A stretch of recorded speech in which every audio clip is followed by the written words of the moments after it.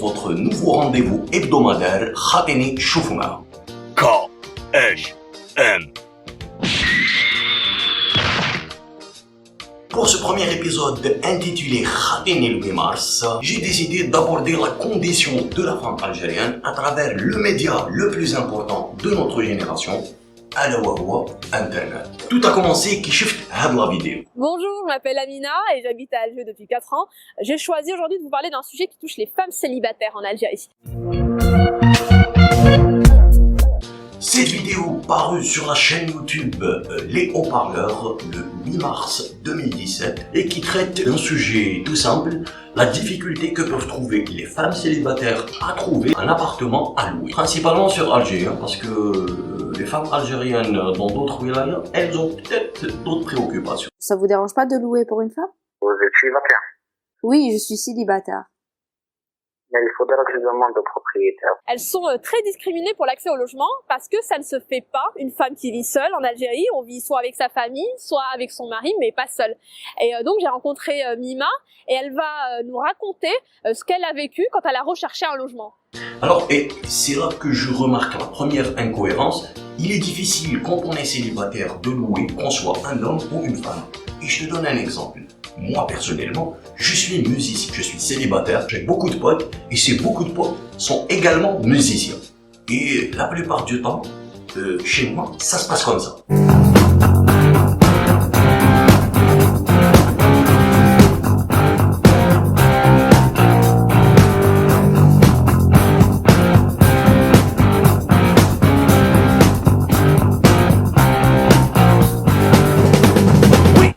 Je te laisse imaginer que là où je m'installe, le prix de l'immobilier est bas. Donc tu comprendras que même si j'étais propriétaire d'un bien immobilier, je ne louerai pas mon appartement ou ma villa à un individu tel que moi.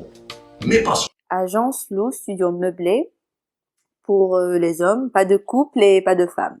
Et lorsqu'on appelle l'agent immobilier, ce dernier semble gêné. Je vous appelle à propos de l'annonce qu'il y a sur Wetknis. Ça vous dérange pas de louer pour une femme? Bon, pour habitation, là, que je traite aussi. Non, pour habiter. Bon, c'est pas moi le propriétaire. D'accord.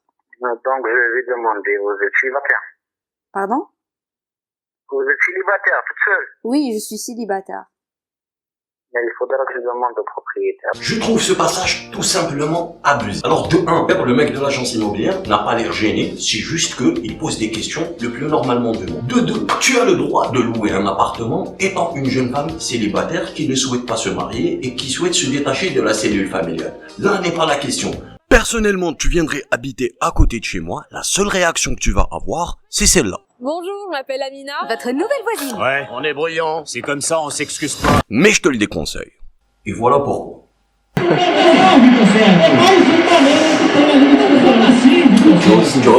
Jaws. Ouais, dedans.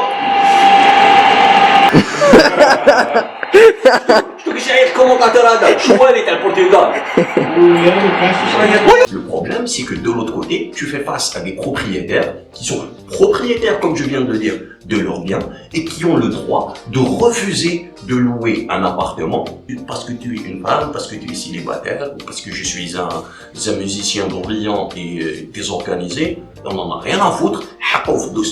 Il loue ou il ne loue pas selon ses considérations à lui et il n'est pas obligé de cadrer avec tes considérations à toi. C'est son bien. Il n'a pas envie de le louer à une femme célibataire pour des raisons qui le concernent moi. C'est ça la liberté de penser. Je trouve ça un peu plus logique. Bref, on continue. Vous l'avez vu, c'est vraiment la galère de louer un appartement quand on est une fille célibataire. Et ce qu'on ne sait pas, c'est que souvent après l'épreuve de l'agent immobilier et du propriétaire, il faut savoir gérer le voisinage. Comme vous pouvez le voir, derrière moi, il y a pas mal d'hommes en bas des immeubles et ils sont là pour vous regarder et ça peut être un peu pesant parfois. Et ça a été le cas de Mima. En fait, elle a complètement changé son comportement, elle a développé des techniques pour être discrète. Oh merde, il y a des hommes en bas de l'immeuble. Tu rends compte? Il y en a toujours eu et il y en aura toujours. Oui, parce que ça fait partie de notre patrimoine génétique. C'est culturel chez nous. Chacun croit qu'il est le garant des bonnes mœurs et de la stabilité de la société. Donc, il suffit qu'il voit quelque chose d'un petit peu décalé par rapport à la vision globale, il va dire, ceci, cela, et tout. Et donc, ce n'est pas parce que tu es une femme que tu trouves des difficultés à louer, c'est tout simplement que une femme célibataire ou un homme célibataire ne cadre pas avec la structure sociale telle qu'elle est définie en Algérie. C'est-à-dire que, arrivé à un certain âge, on doit se marier pour fonder une famille, pour procréer et garantir la survie de l'espèce et moi je vais te dire on n'a rien à foutre. Donc le fait que toi ou moi nous soyons célibataires et que nous ayons décidé de vivre en dehors de la cellule familiale fait en sorte que la société ait un petit peu de mal à nous accepter, tout simplement parce que bon, la société, surtout la société algérienne, c'est un petit peu la fête du slip dans sa tête. Et quand on comprend pas, nous, on insulte, tu vois. Et donc, au final, si Nima, le témoin présent dans la vidéo, a décidé de se soumettre, de changer de comportement et de se faire discrète, elle gère la pression comme elle veut. Pour avoir subi une pression presque similaire, moi, j'ai adopté une posture un petit peu différente. Celle du grand philosophe africain, Timon. Quand le monde entier te persécute, tu te dois de persécuter le monde. Mais revenons plutôt à la vidéo. Elle vous étonne cette histoire? Et pourtant Nima n'est pas la seule à vivre ce genre de situation, on est nombreuses en Algérie. Moi-même j'ai dû déménager plusieurs fois parce que je subissais trop de pression de mon voisinage. Je soumets un détail.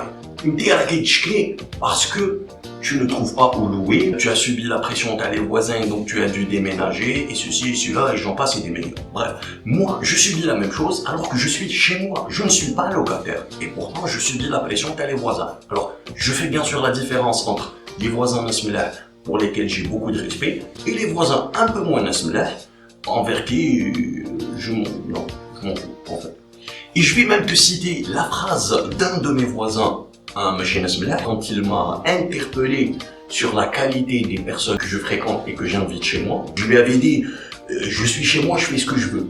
Il me dit, non, tu n'es pas marié, donc tu n'es pas chez toi, ce n'est pas une maison. Et donc moi, en tant qu'homme, j'ai besoin de l'existence d'une femme pour que ma maison soit considérée comme étant une maison, entre guillemets, un foyer, et ne plus être considérée comme étant un déquet, excusez l'expression que je viens d'utiliser, tout simplement parce que vu que je n'ai pas de femme, je reçois beaucoup de monde, il y a beaucoup de mouvements chez moi et tout, il y a un peu de désordre, il y a des trucs qui traînent par-ci par-là, mais rien de plus. Bon, c'est plus ou moins bien rangé maintenant ici parce que je devais tourner, et je subis cette pression, et qu'est-ce que je fais moi? Quand le monde entier te persécute, tu te dois de persécuter le monde.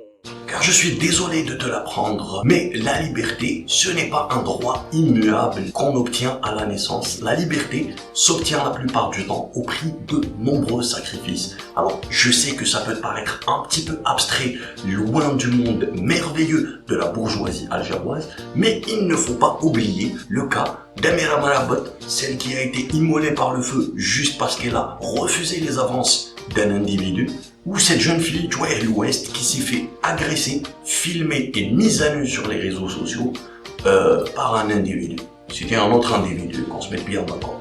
Donc, quelque part, j'estime que ton problème de logement est très loin derrière ce genre de problème et que le combat de la féministe que tu prétends être devrait d'abord se porter sur ce genre de sujet et pas uniquement les sujets qui intéressent la classe supérieure de la bourgeoisie algéroise. Passons, parce que quelque part quand on y réfléchit, ces deux faits divers ont fait le buzz sur internet, ont déclenché des tollés de réactions sur Facebook, mais au final, il a suffi que on a des besoins sur internet, on a fini par les oublier. Qui va par exemple, le short est trop court, le haut est trop serré, et j'en passe, et des meilleurs. Et je trouve ça dommage car ça déplace le débat et le combat du féminisme algérien d'un sujet principal qui est la place de la femme algérienne dans toute la société, y compris les catégories socio-professionnelles les plus défavorisées, et bien ça déplace le combat à des futilités qui ne concernent qu'une petite catégorie de la société, du genre je peux pas fumer ma clope tranquille, je peux pas m'habiller en short, je me fais harceler, j'ai pas comment louer un appartement pour kiffer la life avec mes copines, et je ne sais pas et quoi d'autre. Et de ce fait, j'en conclus que le pire ennemi de la femme algérienne, eh ben c'est la femme algérienne. Et je m'explique. Extrait numéro 1.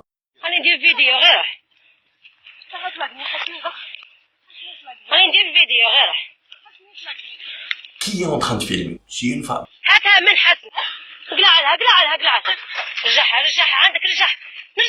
Qui est en train de diriger les opérations? C'est une femme. Extrait numéro 2. Le fait qu'ils avaient le numéro de téléphone de la propriétaire et que à chaque fois il l'appelait pour lui dire tiens voilà, elle rentre tard, voilà, elle met de la musique, elle reçoit des filles. On la voit dire que les voisins ont souvent appelé la propriétaire pour se plaindre de ses agissements, du fait qu'elle rentrait tard, qu'elle recevait des filles, qu'elle mettait de la musique ou je sais pas quoi, enfin bon bref. Et donc par un élan de solidarité, elle aurait pu dire non, foutez-lui la paix, elle fait ce qu'elle veut, elle vit comme elle veut, je n'ai pas eu la chance de vivre libre, elle l'a, bah laissez-la vivre tranquille. Ah non, donc quelque part, c'est encore une femme qui pourrit la vie d'une autre femme.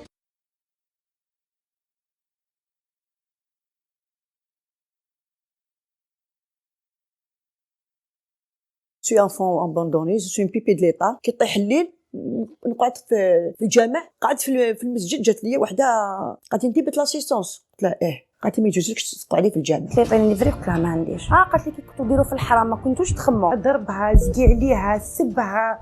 ماما ما حبتش تشد الحضانه، ما حبتش تكارديني.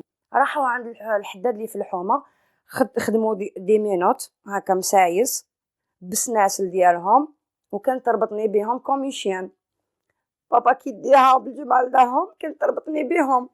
كي جات يما ماشي تعيطت عليه ولا كيش ما ديرو، دارت عليا انا، انت اللي خليتي. ما كاينش جاب لي ربي وحش كثر من يما دونتوس. ما شدتني، ما قالت لي شنو نديرو حال، ما قالت لي استناي، ما بالي اللي ما قدرتش نسمحوا لها لليوم. كي طلعت لاصاج فام حطت لي رجلها هنا ورجلها هنا، كي بديت نقول لها توجعي فيا قالت لي كنتي ديري فيها ما كنتيش تتوجعي، ودوكا كي تتوجعي. كنت نسمع فيها قالت لها دي كاسوسيال، كي قالت لها كاسوسيال قالت لها مالا لي زيلاف كملوا القرايه، جاو تعلموا فيا، دات لهم اللوفي كامل، انا ما داتليش اللوفي، دات لهم النيتواياج تاع الداب بالدواء، انا ما داتهاش فيا كامل، اي بورطون كنت بلودغا باينه بلاني والده، كل ما نهضر على وليدي تروح ما تعاودش تولي. Tu fais caca aussi ou tout le monde a compris? C'est encore une femme qui pourrit la vie d'une autre femme. Bref, continuons. Et j'en arrive au point culminant de mon argumentation, à l'éducation. Parce que quelque part, quand on voit les deux raclures du BD impliquées dans la mort de la mère Amarab et l'agression de la jeune fille à l'ouest, le problème c'est que mesdames leurs mamans ne leur ont pas inculqué une bonne éducation. C'est aussi simple que ça. Parce que on est tous d'accord pour dire que dans la société algérienne, l'éducation, que ce soit celle de l'homme ou celle de la femme, passe par la maman. Parce que quelque part, le père, il est là pour les travaux manuels. Quand la maman n'arrive pas à gérer le désordre occasionné par les enfants. Et je prends à titre d'exemple, moi-même, ma mère, alhamdoulilah, m'a donné une bonne éducation. Et donc, de ce fait, je n'ai jamais brûlé vive une jeune fille parce qu'elle a refusé mes avances ou tabassé une femme dans la forêt, même si un homme de Boujaoui. Bref. Vraiment, ce qui m'a heurté, c'est les annonces où ne sort pas la nuit, ne fume pas. Donc ça m'a vraiment choquée. Je me suis dit, mais qu'est-ce qui se passe? Voilà. On cherche des filles de bonne famille qui ne sortent pas la nuit. Tu peux pas mettre de la musique, par exemple. En fait, tu peux pas parler à voix haute ou voilà, elles mettent de la musique, elles reçoivent des filles, etc. En fait, ils te guettent. Tu sens que tu es surveillé. Voilà, tes déplacements, à quelle heure tu es sorti, à quelle heure tu es rentré. Tu es sûr que ça se passe à Alger parce que d'après la description, tu as loué un appart en Corée du Nord, tu dois pas parler, tu dois pas mettre de musique, je sais pas quoi et tout. Renseigne-toi sur le plan géographique, peut-être qu'on n'est pas sur la même longueur d'onde. D'ailleurs, je comprends même pas pourquoi la fille témoigne visage caché. C'est quoi le délire?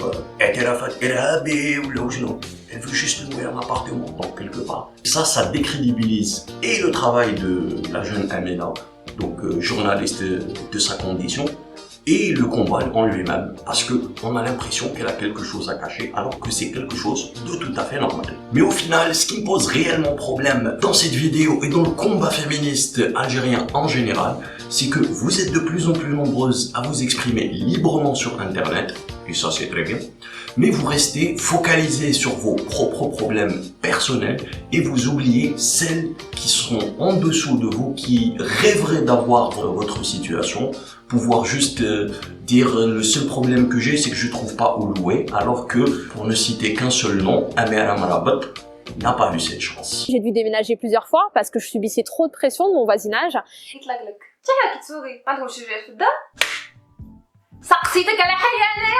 شكيت لك كلها نقول بارطاجيوها او ماكسيموم باش الناس يعرفوا بلي كاين مخترعات وما كاينش غير المخترعات. De plus, dans le gouvernement actuel, il y a 2 femmes à des postes très importants.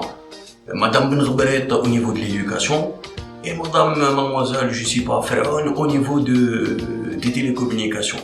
Si avec tout ça vous n'arrivez pas à trouver une solution pour régler le problème, et définitivement, vous attendez pas à ce que les mecs fassent le boulot à votre place, hein, parce que tu peux te brosser, Martin, hein.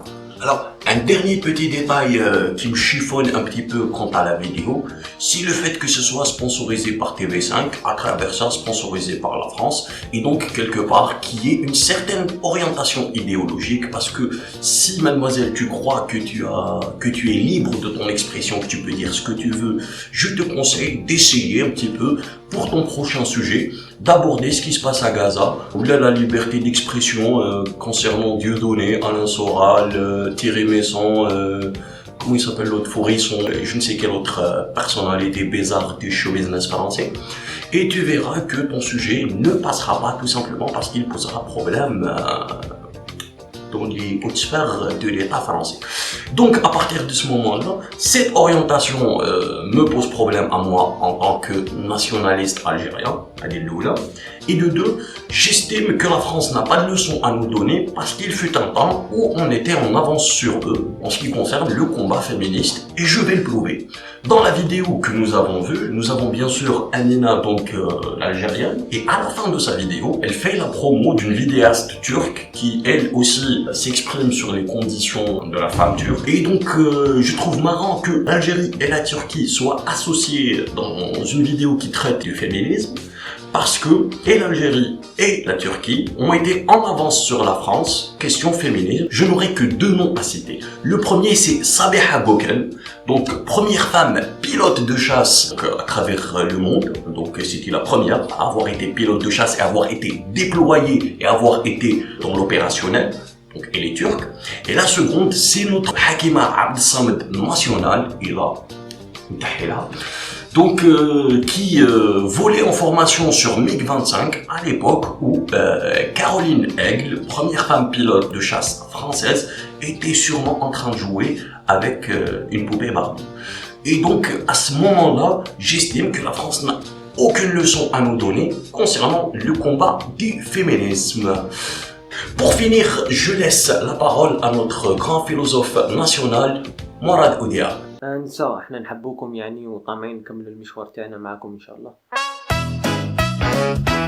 C'était le premier épisode de Khatini Choufou Ma'aroum, j'espère vraiment que ça vous a plu. إلا عجبتكم la vidéo, partagez-la. إلا ما عجبتكمش علاش شفتوها حتى لدوكا رجعوا لي واش شفتوا, j'ai travaillé dur sur cette vidéo.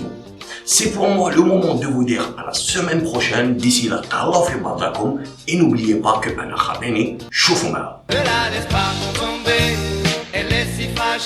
Être une femme libérée, tu sais c'est pas si facile, ne la laisse pas tomber, elle est si fragile, être une femme libérée.